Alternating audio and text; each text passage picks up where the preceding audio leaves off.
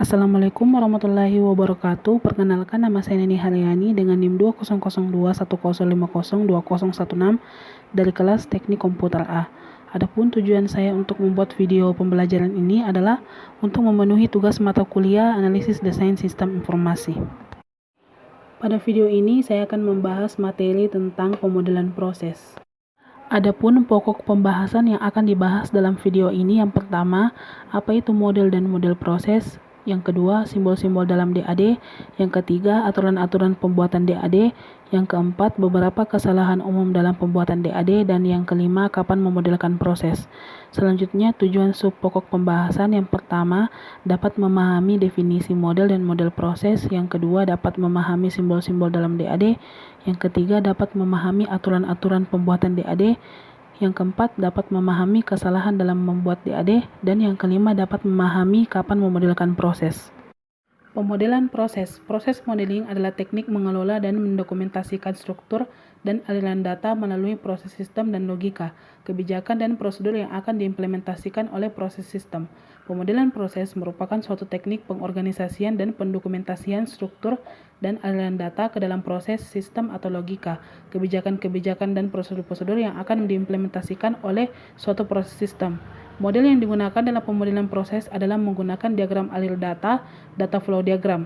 Pemodelan proses berasal dari metode engineering perangkat lunak klasik. Oleh karena itu, seorang analis harus memahami beberapa tipe model proses seperti bagan struktur program, flowchart logika, atau tabel keputusan dalam bidang aplikasi pemrograman. DAD atau diagram alir data. DAD adalah suatu diagram yang menggunakan notasi-notasi untuk menggambarkan arus dari data sistem yang penggunaannya sangat membantu untuk memahami sistem secara logika, terstruktur, dan jelas. Diagram alir data merupakan alat bantu dalam menggambarkan atau menjelaskan sistem yang sedang berjalan secara logis. Dengan kata lain, diagram alir data adalah alat pembuatan model yang memberikan penekanan hanya pada fungsi sistem. Selanjutnya, pokok pembahasan yang pertama.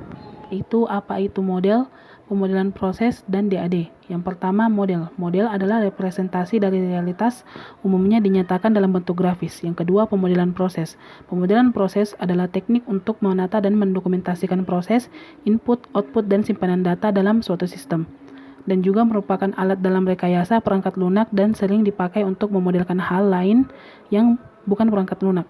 Dan yang ketiga, DAD atau diagram alir data. DAD adalah alat bantu pemodelan proses yang menggambarkan aliran data dalam suatu sistem serta aktivitas atau pemrosesan yang dilakukan oleh sistem tersebut.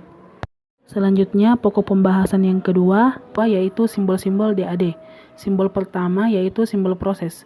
Simbol proses menjelaskan yang pertama pekerjaan atau kegiatan yang dilakukan terhadap data yang masuk atau input untuk menghasilkan data keluaran atau output. Yang kedua, proses hanya menunjukkan kegiatannya saja, tidak merujuk orang atau pihak yang melakukan. Contohnya, proses pembayaran, proses cetak KLS, dan lain-lain. Selanjutnya, simbol kedua yaitu simbol entitas luar atau dalam.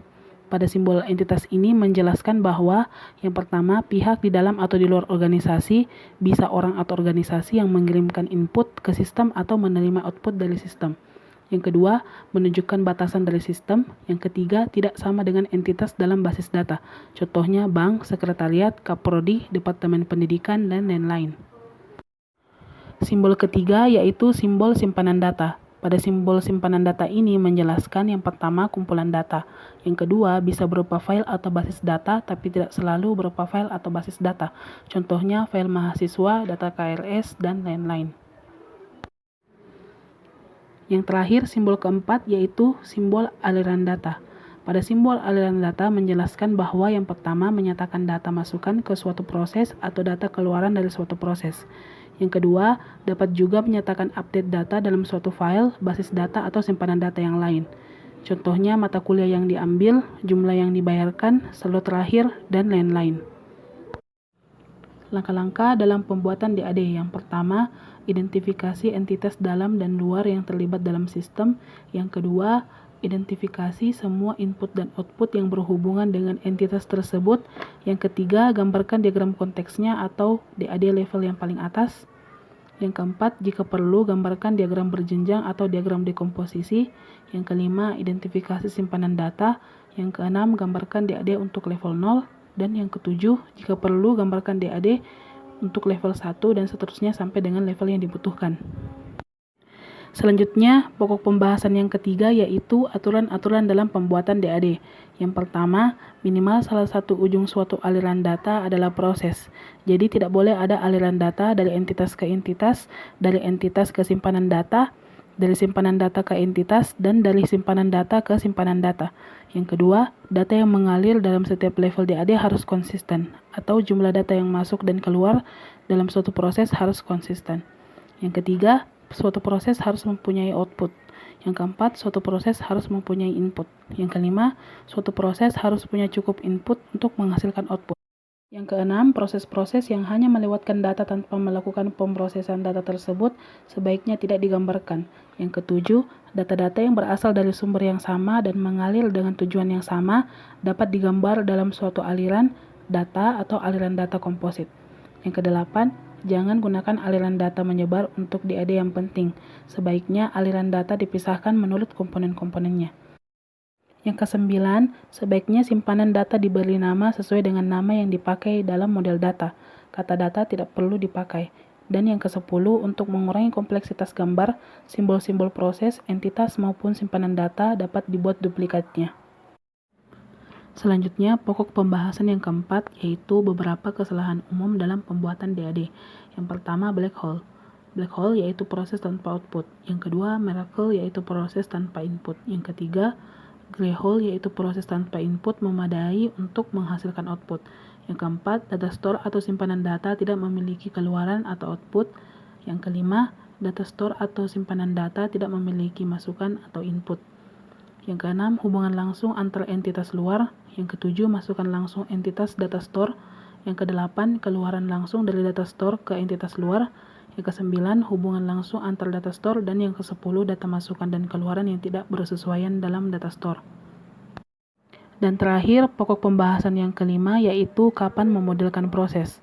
Pemodelan proses dapat dipakai sebagai alat bantu dalam yang pertama, perencanaan sistem yang tidak terlalu rinci. Yang kedua, analisis sistem yang menggambarkan sistem yang sekarang berjalan. Dan yang ketiga, desain sistem yang menggambarkan sistem yang akan dibangun.